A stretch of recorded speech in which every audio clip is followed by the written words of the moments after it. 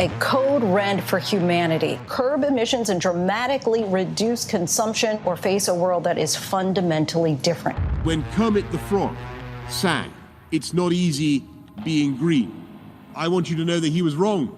He was wrong. There is no planet B. There is no planet blah. Blah, blah, blah, blah, blah, blah. It is unequivocal that human activities are responsible for climate change. If unprecedented changes are not made and made soon, there will be irreversible damage to the planet. Zero carbon. East.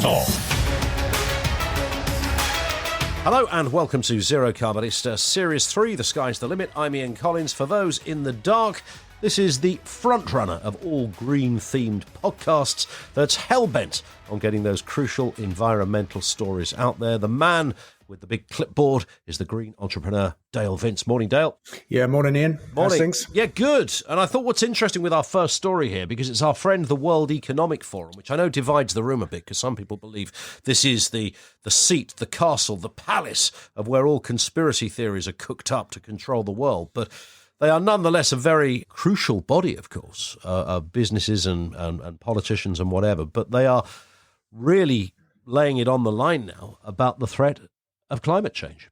Yeah, I saw this. I mean, I don't know who they're crucial to, other than themselves, quite honestly.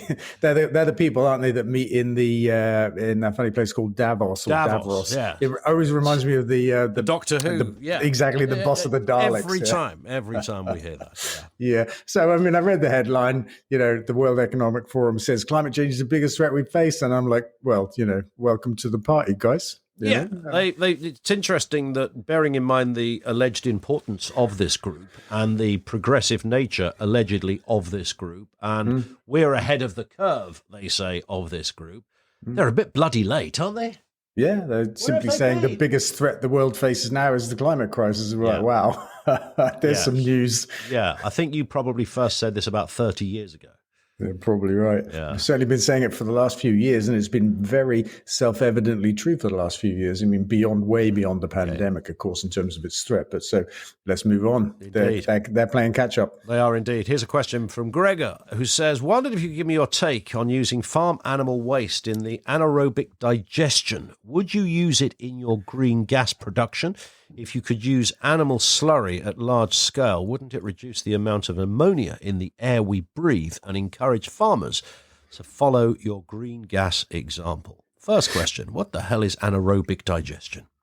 Anaerobic digestion is the breaking down of organic material in the absence of oxygen. It's where the anaerobic bit comes from. Okay. And the making of methane from it. It's how we make green gas. And it's been around for a very long time. It's basically an industrial version of a cow's stomach. Yeah. Only difference is with the cow, it leaks out both ends because it's a byproduct the cow doesn't want. And in anaerobic digestion, it's the main product.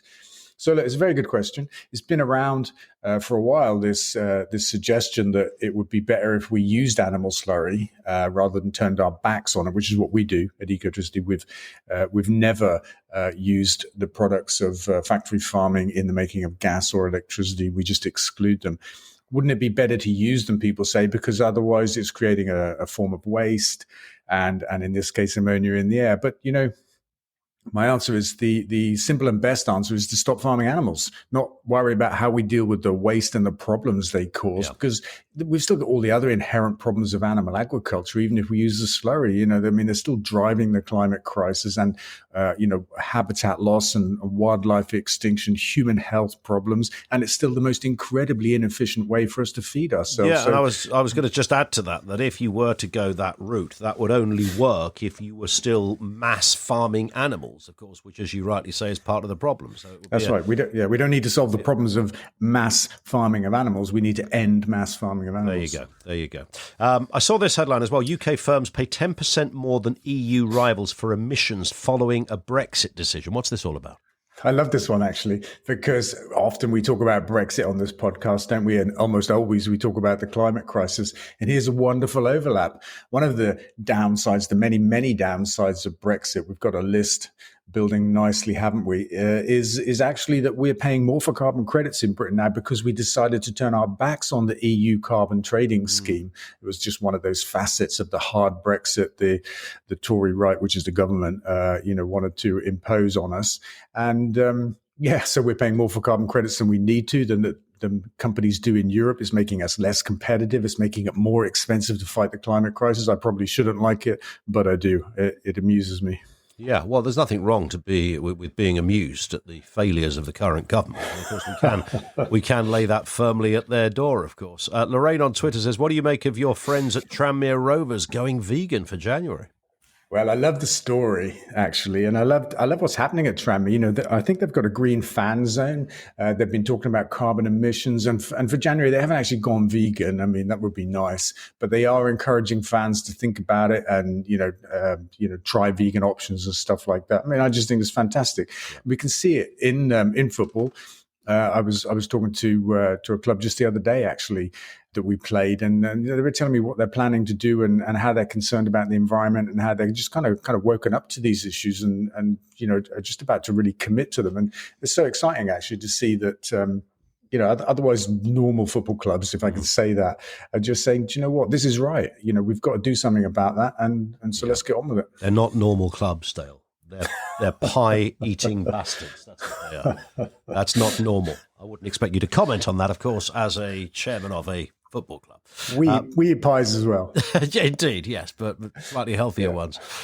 This I thought was interesting because we've often talked about the speed or the lack of speed of our government when it comes to implementing regulations and diktats around climate, even in the wake of COP. You know, you thought, wow, everything's going to start to happen. It's like suddenly everyone's forgotten COP even happened. But Germany, certainly the climate ministers in Germany, seem to be on the ball because they're now saying that we must treble the speed of carbon cuts. Yeah, really interesting story, this one. Obviously, there's a coalition government in Germany now as a result of the last election. The guy in charge of climate is a Green politician, and he's saying that to hit their existing targets, which are, they're not madly ambitious, 80% renewable energy by 2035, I think it is, something like that, maybe 2030, that kind of stuff, the kind of stuff that we've got, actually. He's saying to hit those, they've got to increase the speed of progress threefold. And he makes some really interesting points that have got some great parallels for us in Britain as well. They're going to pass a law that requires all new build homes to have solar panels. Wow. I mean, it's a simple, obvious thing to do. By contrast, 10 years ago, I think it was, Cameron took that away. The industry was about to implement a zero carbon homes policy, and he just took it away.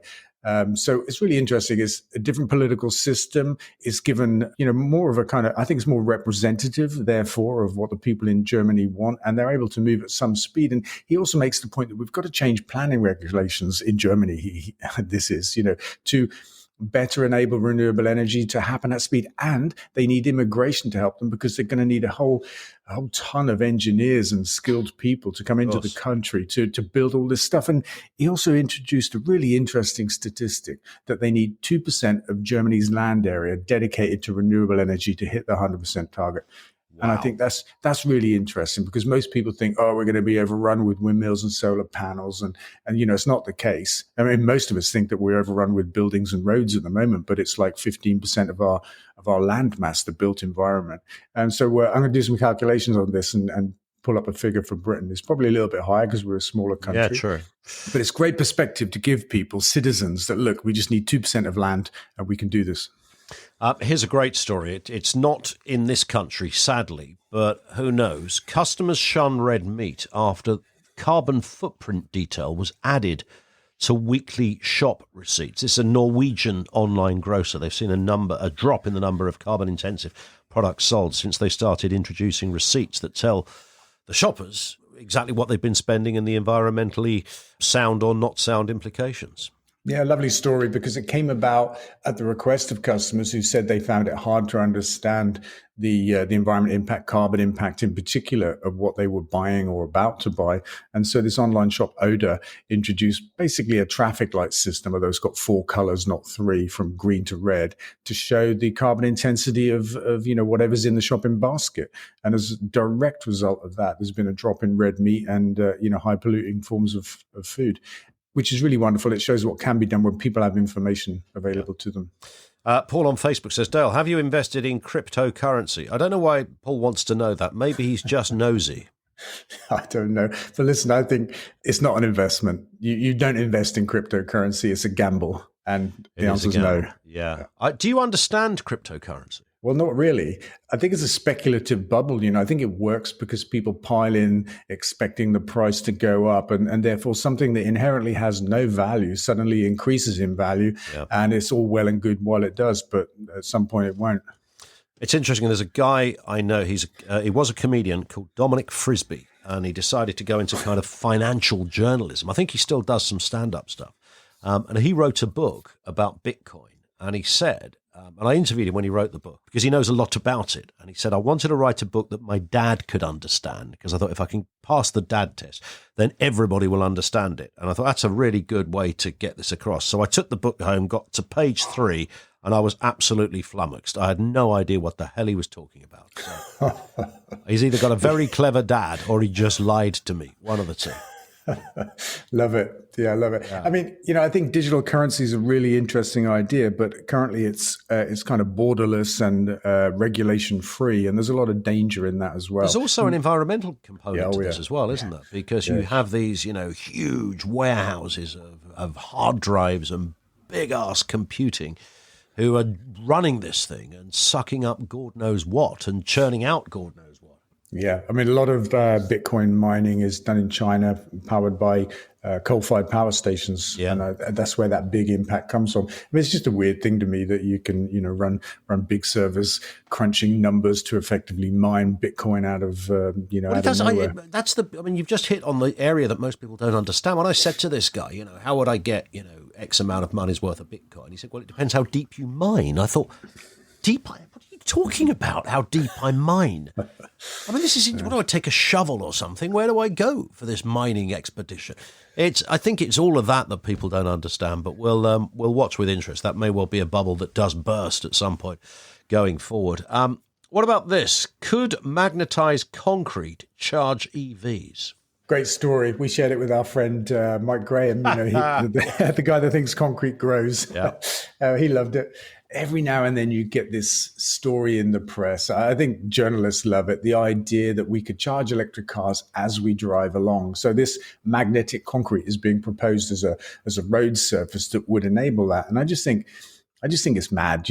We don't need to charge as we drive. The technology of cars and car charging is so good now. We're on the verge of being able to replicate the fossil fuel powered car experience where you top up once every week or two. And this magnetic concrete would be the top coat of a road. It would be the wearing surface. It would cost a fortune. I mean, we know how expensive it is to build or recover roads now just to repair what we've got. We're not keeping up. Yep. The idea that we could build magnetic roads everywhere is, it's bollocks.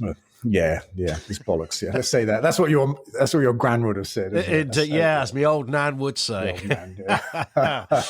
Final question from Meg on Twitter. When will my partner be able to get hold of a Sky Diamond? I've been hinting for months, and I think he's got the message. Well, we've got another drop in a couple of weeks in our online shop, skydiamond.com. We're kind of struggling a little bit with production at the moment. We've had a breakdown in our hydrogen machine, but I think we've got like 40 or 50 stones dropping in a couple of weeks. Wow. But, just keep an eye on the website. We'll get it sorted and we'll be hopefully producing. We should be able to hit 150 a month within a couple of months from now, which should help. And then we just need to expand it. Fantastic. Look forward to it. Dale, we will speak next week. Have a cracking week. Thanks, Ian. See you later. That is it for this episode. Don't forget, of course, you can follow this podcast from your podcast provider so that you get each new episode automatically. Do leave a review there too. And if you want to get in touch, zerocarbonista at ecotricity.co.uk. And do follow Dale on social media, twitter.com/Dale Vince, facebook.com/Dale Vince. Zero carbon east of